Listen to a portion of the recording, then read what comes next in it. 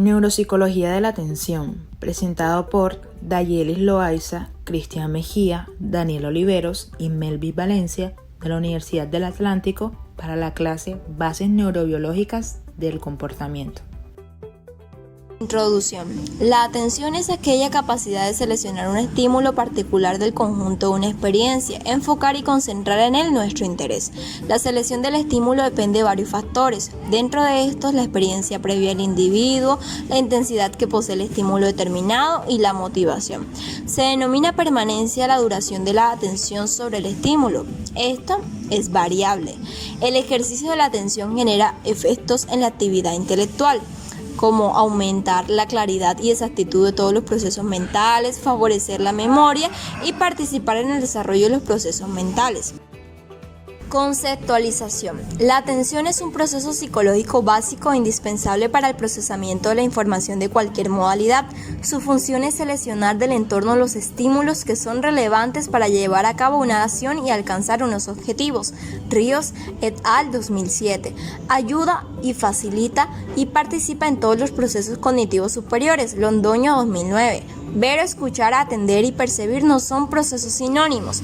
Atender o prestar atención nos permite enfocar los órganos de los sentidos sobre determinada información y focalizar selectivamente nuestra conciencia, filtrando y rechazando la información que no es deseada para la realización de una tarea que se lleva a cabo. La atención es un concepto complejo que está implicado en los siguientes procesos mentales. Los procesos de focalización. Estos tienen lugar cuando la mente se centra solo en un aspecto del ambiente, por ejemplo, estudiar. Los procesos selectivos se activan cuando la persona ha de focalizar su mente en un estímulo en presencia de otros. Un ejemplo sería el tomar una clase en línea desde casa. Los procesos de distribución o atención dividida se ponen en marcha cuando el ambiente nos exige atender a varias cosas a la vez y no. Un ejemplo podría ser escuchar música y realizar las obligaciones de la casa. Los procesos de mantenimiento o sostenimiento de la atención. Estos se producen cuando tenemos que mantener la atención en una tarea durante periodos de tiempo relativamente amplios. Ejemplo, ver una película. Bases neuronales de los procesos atencionales. Las bases neurobiológicas de la atención estarían localizadas en cada una de las unidades funcionales. El nivel de alerta o vigilancia atencional correspondería a la primera unidad funcional. La segunda unidad funcional sería responsable del control sensorial de la atención y la tercera unidad funcional, situada en el lóbulo frontal, sería la sede del sistema supervisor atencional de control motor. La formación reticular troncoencefálica y talámica se encuentra en el centro del tallo cerebral y se asocia con el almacenamiento de un estado de alerta en las personas, insertada a su vez en una función más amplia, la regulación del sueño-vigilia, siendo en cierto grado la responsable de la atención sostenida. De esta estructura depende el grado en el que está alerta y atento. El tálamo, como centro intercambiador de informaciones sensitivomotoras procedentes de la periferia o de la corteza cerebral, está implicado en dirigir activamente cada estímulo hacia los canales perceptivos apropiados, así como en la regulación de intensidad de los estímulos, gracias a los núcleos reticulares que posee. Ganglios basales. Los ganglios basales constituyen un sistema de interfaz atencional, estableciendo un puente entre la formación reticular, la corteza cerebral y el sistema límbico. Sus diversas estructuras, especialmente el putamen y el caudado, tienen dos funciones. Una, transmitir informaciones al corteza que permiten el procesamiento selectivo y focalizado de la atención. Y dos, conectar con diversas estructuras del sistema límbico como la amígdala, permitiendo que los procesos emocionales se integren con los procesos atencionales. Giro cingulado y corteza heteromodal. La información procedente del tálamo y de los ganglios basales llega a la zona anterior del giro cingulado y al corteza heteromodal asociativo. Los procesos de activación, localización, regulación del nivel de alerta y determinación de la pertinencia del estímulo son competencias del corteza cerebral. Aunque los cuatro lóbulos externos tienen implicaciones en el control de la atención, son lóbulos parietales y frontales los que más relevancia tienen en este proceso. El procesamiento de la atención se encuentra regulado desde el corteza por sistemas interdependientes, localizados en los lóbulos cerebrales. El lóbulo parietal es el responsable de preparar los mapas sensoriales necesarios para el control de la atención. En sujetos normales, la atención dirigida hacia el campo visual izquierdo activa más la corteza parietal derecha, mientras que la atención dirigida al campo visual derecho activa tanto el hemisferio izquierdo como el derecho.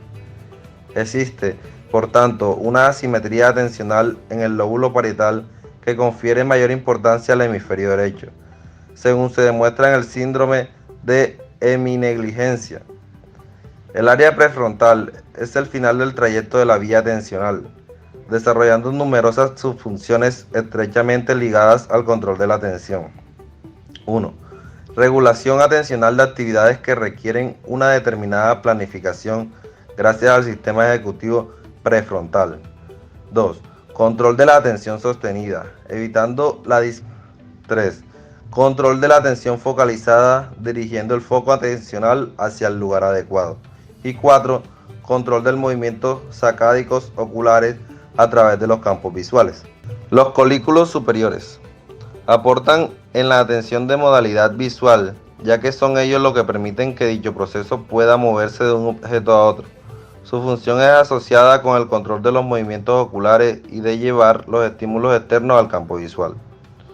Los lóbulos frontales participan en la regulación de todos los procesos psicológicos. De igual forma participan en las respuestas motrices que se dan a un estímulo, el control voluntario de los ojos y la respuesta a estímulos novedosos, caracterizándose por realizar el trabajo más especializado de la atención.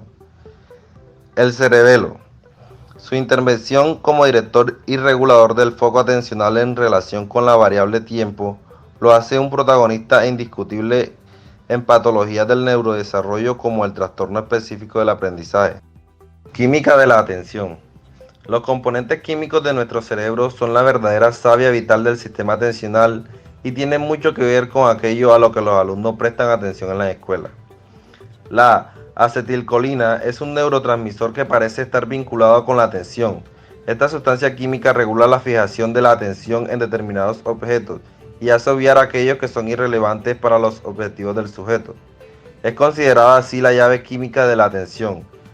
Esta sustancia química liberada por las células nerviosas para enviar señales a otras células permite esa capacidad de aprendizaje por parte del ser humano mediante la percepción, así como también el hecho de mantener la atención e incluso el nivel de conciencia. La acetilcolina provoca que la corteza cerebral se mantenga activa y permite el aprendizaje. La dopamina es un neurotransmisor que se produce en muchas partes del sistema nervioso, especialmente en la sustancia negra. La dopamina es también una neurohormona liberada por el hipotálamo, cuya función aquí es inhibir la liberación de prolactina del lóbulo anterior de la hipófisis. Entre sus funciones, el cerebrales juega un papel importante en el comportamiento y la creación de pensamientos, la actividad motora, la motivación y la recompensa, el humor, la atención y el aprendizaje. La dopamina está relacionada con los fenómenos de aprendizaje y adquisición de nuevos conocimientos. La noradrenalina es una hormona de tensión liberada en la sangre que también funciona como un neurotransmisor en el sistema nervioso central y es producido por la médula suprarrenal. Afecta a las áreas del cerebro que son responsables de controlar la atención y la acción. Está especialmente relacionada con la atención, ya que provoca una activación excitatoria en la corteza cerebral, lo que facilita el estado de vigilia. Gracias a esto, el cerebro podrá seleccionar la información de la que no lo es y mejorar el rendimiento en las actividades que se orientan hacia un objetivo. James fue el primero en hablar de la naturaleza múltiple de la atención. Desde entonces, otros muchos autores han intentado describir los componentes que la conforman. La mayoría de los investigadores están de acuerdo en que la atención no es simple ni única. Por ello, se han descrito distintos tipos de atención. Vigilia o conciencia es la capacidad de estar despierto y mantener la alerta. Un ejemplo podría ser un vigilante de seguridad que debe estar alerta en todo el lapso de tiempo de su turno. Consta de dos componentes, atención tónica y atención facia. La atención tónica se trata de un nivel suficientemente estable de actividad del sistema nervioso, que se puede modificar lenta e involuntariamente en ciertas situaciones, como por ejemplo durante el proceso de adormecimiento. La atención facia La alerta fásica se vincula con la respuesta de orientación, que es la primera reacción del organismo frente a un estímulo inusual, inesperado y novedoso, lo que provoca que se preste atención a la fuente de procedencia de dicho estímulo. Atención selectiva o focalizada. Permite seleccionar de varias posibles la información relevante a procesar. Atención dividida, dual o compartida. Se trata de distribuir los recursos atencionales entre diferentes tareas. Requiere cierto dominio de las tareas a realizar, es decir, es necesario haberlas practicado suficientemente para volver automáticas o independientes de la atención. Atención sostenida o capacidad atencional. Concentración o vigilancia. Para conseguir mantener la atención de manera eficaz, es necesario que hayan unos niveles mínimos de atención. En este tipo de atención pueden englobarse distintos aspectos: el mantener la atención a lo largo del tiempo, la organización y la autodirección del proceso y la cantidad de esfuerzo o intensidad de la atención.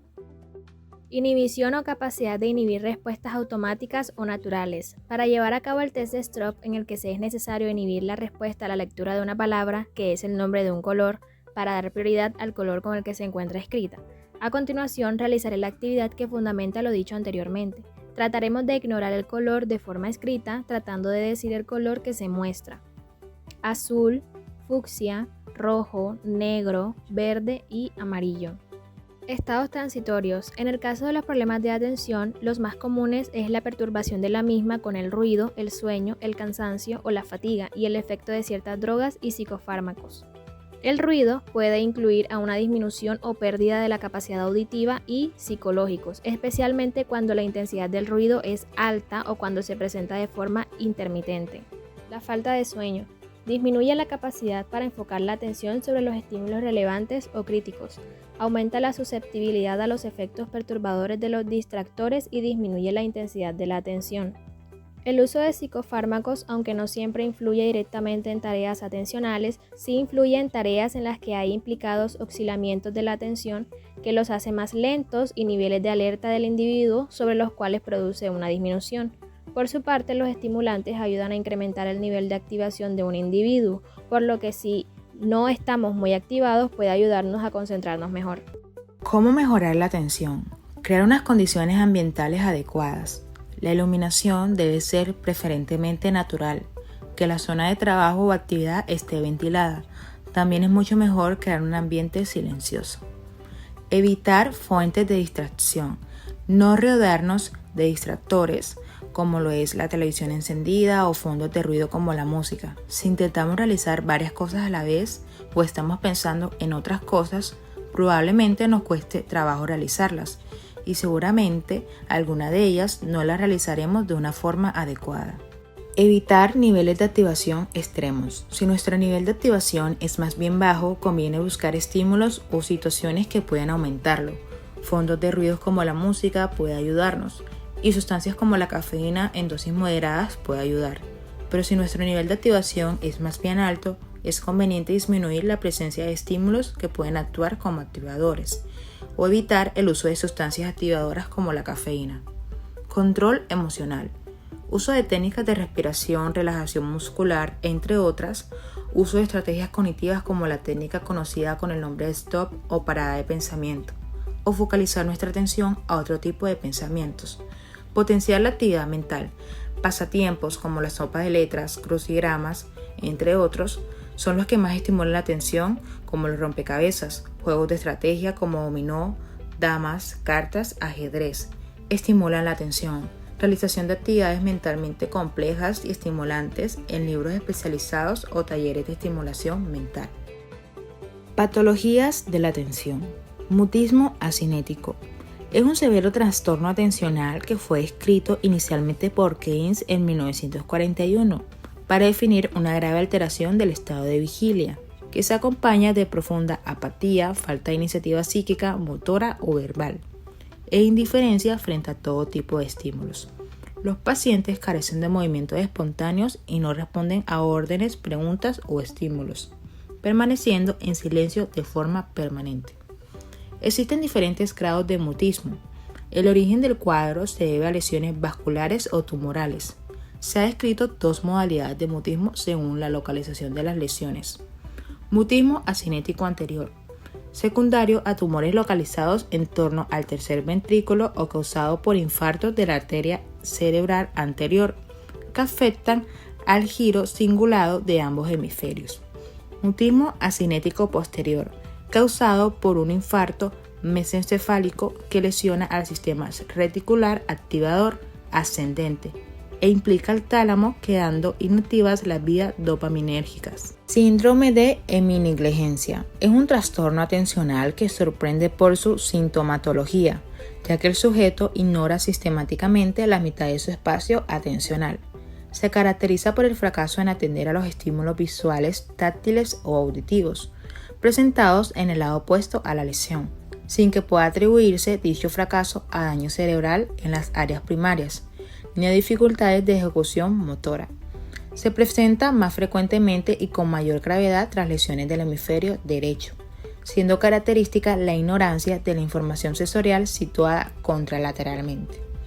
Está causado por lesiones del lóbulo parietal derecho en unión con la corteza de asociación temporoparieto-occipital. Las lesiones en áreas homólogas de la corteza parietal izquierda producen una heminegligencia contralateral derecha de menor gravedad.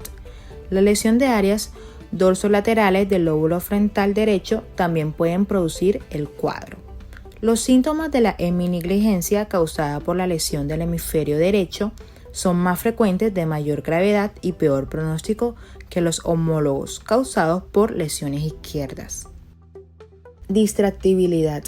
Incapacidad de mantener la concentración en un estímulo con respuesta rápida y sucesiva a varios estímulos. Características del TDAH y de algunos trastornos psiquiátricos como manía y depresión. Trastorno por déficit de atención. El trastorno por déficit de atención con hiperactividad TDAH constituye uno de los motivos más frecuentes de consulta en los ámbitos de la neuropsicología, la psicopatología y la neurología infantil. Sus tres características nucleares son dificultad para mantener la atención, impulsividad e hiperactividad, aunque también son frecuentes otros síntomas no nucleares, que suelen ser muy frecuentes como dificultades de aprendizaje, alteraciones emocionales y trastornos de conducta. Es relativamente frecuente la comorbilidad del TDAH con otros trastornos de aprendizaje y conducta.